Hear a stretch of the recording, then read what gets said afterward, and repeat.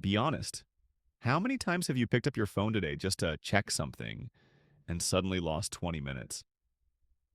You sit down to work, but your brain feels foggy. You want to pursue your goals, but you feel heavy, tired, and stuck.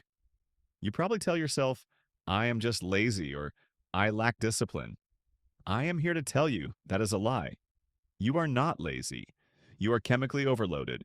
And if you don't fix this today, your focus will never come back. Here is what is happening inside your head. Every notification, every TikTok, every headline spikes your dopamine. It's cheap, fake energy. Your brain isn't designed for this constant noise. When you bombard your nervous system with high stimulation content all day, normal life starts to feel boring. Reading a book feels impossible.